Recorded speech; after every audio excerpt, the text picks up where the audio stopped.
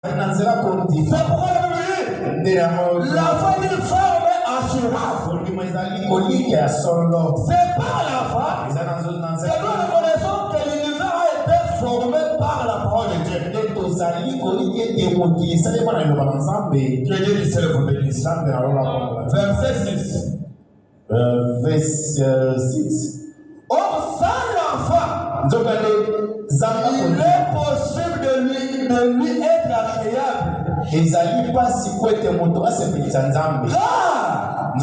il faut que celui qui s'approche de Dieu croit que Dieu existe. Et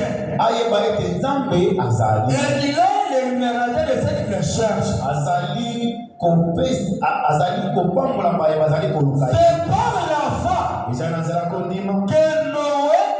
que Noé est divinement averti des choses que nous ne voyions pas avoir été saisi d'une crainte. Que le Seigneur vous bénisse. C'est par la foi. On a déjà parlé devant notre père Noé. Que tu dois construire une arche. Et tu dois dire devant mes enfants. Et que mes enfants puissent faire cette arche. Parce que je crois que la pluie va tomber sur la terre. Mais Noé n'avait plus pas la pluie. Noé il croyait seulement que Dieu a déjà prononcé la parole. Et Dieu a déjà parlé que je vais construire une arche. Après la pluie va promouvoir sur la terre. Mais Noé avait fait selon l'ordre du Père. C'est pourquoi frère mon Dieu, un enfant de Dieu, c'est quelqu'un qui marche par là. Même ta parole, même les actes que vous pouvez faire, même ta vie, tout ce que tu dois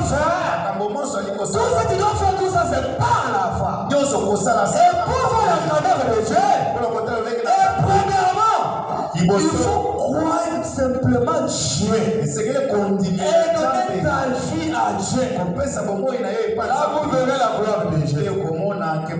Que Dieu du ciel vous bénisse. La Bible dit, c'est par la foi que Isaac bénit Jacob. Et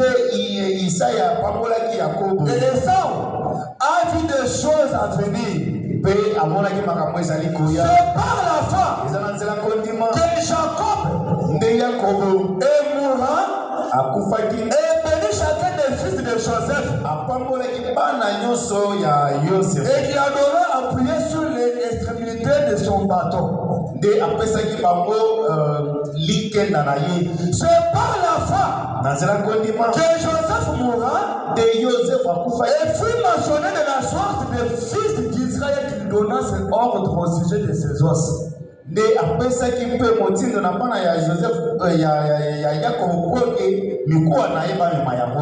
Que le Seigneur vous bénisse. Que Dieu du ciel vous bénisse. Mais tous les anciens, ils avaient expérimenté la grandeur de Dieu. C'est par la foi. Si vous voulez voir la grandeur de Dieu et voir Christ faire de grandes choses dans ta vie, premièrement, il faut voir la foi. Que Dieu du ciel vous bénisse. Quand les enfants d'Israël, il était en Égypte, mais Joseph a fait cette parole. Il a dit devant les enfants d'Israël, quand vous pouvez sortir en Égypte, ne laissez pas besoin ici. Vous pouvez transporter ça jusqu'à la terre promise. Là où Dieu avait fait le serment dans notre père Abraham. Il n'a pas vu pas ça. Mais c'est par la foi. C'est pourquoi un croyant, un enfant de Dieu, il doit croire. Même si tu es pauvre, tu ne veux pas l'argent, mais tu crois que moi, je suis patron. Et moi, je suis béni. Et moi, je vais faire la maison. Et moi, je vais faire les des enfants. C'est ça un enfant de Dieu. Que le Seigneur vous bénisse. Même quand notre père Abraham avait prophétisé, il a dit, je vois le peuple d'Israël, il sera en Égypte. Il fera là-bas 400 ans. Et après, l'Éternel notre Dieu, ils vont sortir les enfants d'Israël dans la même puissance jusqu'à terre promis. Mais il parlera ces choses-là. Le pas de Dieu parle à terre promis. Mais il croyait seulement que Dieu nous seul, il va accomplir ça. C'est ça l'enfant de Dieu. Même ce matin, moi je crois le Dieu de la commission.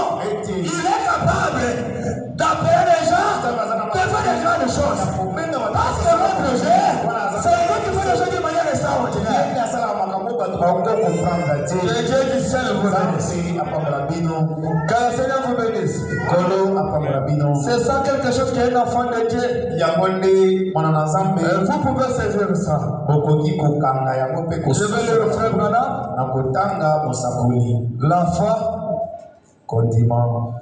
prêché le 13 août 1961. Paragraphe 20.